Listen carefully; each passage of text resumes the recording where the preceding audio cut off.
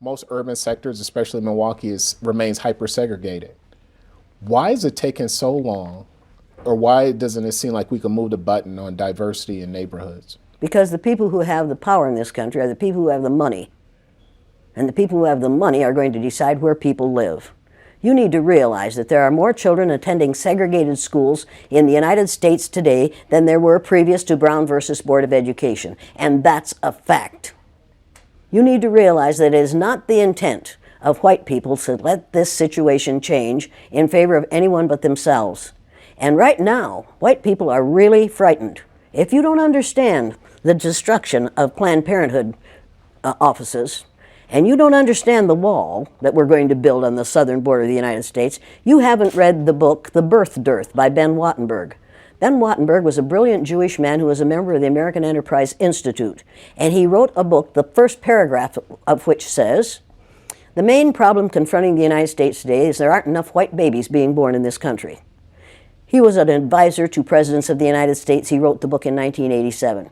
He says if we don't change this and change it rapidly, white people will lose their numerical majority in this country, and this will no longer be a white man's land. Now, I'm not misrepresenting this. I'm telling you exactly, almost exactly what he says. He says there are three things we can do to solve this.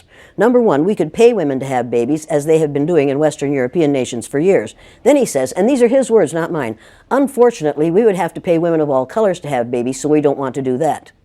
He says the second thing we could do is increase the number of legal immigrants that are allowed into this country every year. Then once again he says, unfortunately, the vast majority of those wanting to come to this country today are people of color, so we don't want to do that. The third thing he says, and women had better pay attention to this, 60% of the fetuses that are aborted every year are white. If we could keep that 60% alive, that would solve our birth dearth.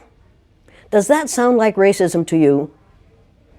And if it doesn't, I want to know why it doesn't. If it doesn't, you don't understand what racism is. And I think it does. When we close Planned Parenthood clinics because we think they're there only for abortion, we need to take another look. They are used for many, many, many things, and many women need the things that they can get from Planned Parenthood clinics. But we are willing to do away with all that good to avoid allowing white women to have control of their own bodies. Now, nobody had better tell one of my daughters or granddaughters what they can do with their body. You haven't that right. Now, it would be interesting if we were as concerned about sperm cells, wouldn't it? I mean, we could take a whole lot of fun out of you boys' lives. Right. A lot of people don't understand the trauma associated with race and racism. Can you talk a little bit about the trauma associated with? The trauma associated with it? Yeah. One of the main traumas is it tells white people that they are superior because of the lack of melanin in their skin. And then they find out suddenly that we've got a black president. That's traumatic. That's where the trauma is. Living a lie, finding out the truth is traumatic. Finding out now, recently, that within 30 years, white people will be in the numerical minority in this country is going to be traumatic. And that's the reason we have to solve this problem, and we have to solve it now. I will ask folks tonight, how many of you black folks want to get even with all white people? And that's what white people are quite certain blacks are going to want to do, is get even with all white people. And nobody will raise their hand. And then I'll say, how many of you want to get even with one or two? Every hand will go up, and you know why, and so do I. White people are scared to death right now, particularly white males. They're scared to death that they are going to lose their power in the future. And they are. But if you want to get ready for the future, if you want to be treated well in the future, treat others well in the present. What we do in the present constructs the future. What we have done in the past, we can learn from that.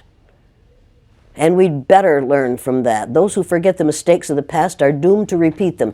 And when you read this book, you'll realize that that's exactly what we're doing. We're repeating the mistakes that we have made in the past because we aren't teaching about these mistakes in the present. We are not teaching history that is true. We aren't teaching social studies that is true. We aren't even teaching true geography, for God's sake. Have you seen the Mercator map recently? Have you seen that great big Greenland hanging down in the middle of that map like a ripe plum? And have you seen the legend at the bottom that says, South America is actually 9 times larger than Greenland? Were you aware of that? Most of those watching this program are not aware of that. You mentioned the wall several times. At first we heard several things about the wall. First, Mexico was going to pay for the wall, and Yeah, but you now need to know that 70% of what Mr. Number 44 and a half said during that campaign wasn't true. And the wall business wasn't true either. If his mouth is moving, his lips are moving, he's probably lying. You know that as well as I do. He doesn't intend to build a wall. We can't afford to build that wall. We have no business building that wall. We would be keeping Americans out of America. What's your question? the question on the wall is when you talk to people about the wall, certain people about the wall, there's certain people for it, certain people against it. The people who are for it, what's their mindset? They're scared. They're afraid those immigrants are going to come over here and take their jobs. Let me tell you something.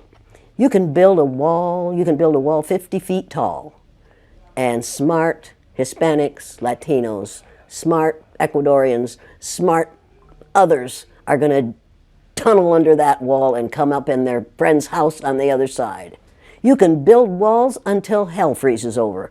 You will not keep that immigration from happening, and you'd better hope we don't keep that immigration from happening. We need those people.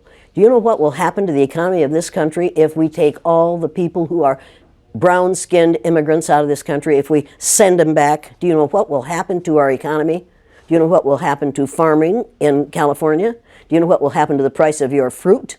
Do you know how hard it will be to get a good avocado? Do you have any idea what will happen to this country's economy if all those brown-skinned people go back to Mexico? I don't think we do. I don't think people have thought about that because they are being taught not to think. They are using a language. Right now, we are using a language that includes words like extremism and ugly language about people who are different from ourselves. People are listening to those words. They aren't listening to the philosophy behind them. They aren't listening to core principles which this person has none of. Now, just a couple more questions. When we hear, when I hear people say that they're not racist and things like that, and we talk about building racial harmony in this country, I don't think I'll see it in my lifetime. Can you predict in the near future or far future when we will ever have racial harmony in this country? In 30 years, white people will have found out that they have no choice but to get along with those who are different from themselves. I'm not willing, I'd love to wait, but I can't. At my age, I'm not going to be here in 30 years. But we could change this situation if we chose to. During the Second World War, we called the Japanese, and you'll pardon me, but this is what we called them, slant-eyed little yellow We didn't say that about the Germans. After the war, we rebuilt Germany and Japan, and we get along beautifully with the Japanese. That was in 1945 that we finally won that war. How many years ago was that? Figure that out quickly. I'm not a math person, but you're not a math person, but you know it wasn't that far. Right. And it didn't take 50 years for us to have peace with the Japanese and the Germans, even though we dropped 2 atomic bombs on Japan. The Japanese hadn't killed 10 million people. Nowhere near that. We didn't drop any bombs on Germany, any atomic bombs on Germany. They were a different kind of people. We couldn't afford to do that. We killed how many Japanese people with 2 atomic bombs? And they forgave us. You want to talk about forgiveness? You want to talk about changing this thing? I cannot understand how Japanese people can stand the sight of any of us, and yet they do. I cannot understand why black people who have been subjected to the ugliness that they've been subjected to in this country can get up every morning and go to work among us and not be absolutely furious. And I don't understand why we allow white people to behave the way they do. I don't understand that. And my 3rd graders, after they'd gone through the exercise, couldn't understand it and wouldn't tolerate it. And when they went up to junior high and a junior high teacher used the N-word, one of my former students said, if you're going to use that word, I'm going to go out in the hall until you stop using it, because we don't use that word in this school. That was a 7th grader who told his teacher off. When we have enough students who are willing to confront people who are making racist, sexist, ageist, homophobic statements, we're going to be better off. We have got to stop tolerating the intolerable. If it's intolerable for my black cousins, and every black person on this earth is one of my cousins, if it's intolerable for them, it's intolerable for me. I will not tolerate it. I will not tolerate it. That is not that. I am required not to tolerate that kind of treatment for the people who are related to me. And that's every person on the face of the earth. If your ignorance is such that you'll mistreat somebody because of your ignorance about the color of their skin, don't do it around me. Number one, I've been threatened with death lots of times. Now I say, go for it, fool. My husband died 4 years ago. Being with him would not be a bad thing for me. Death is not the worst thing that can happen to you. Living a worthless, useless life is much worse than dying.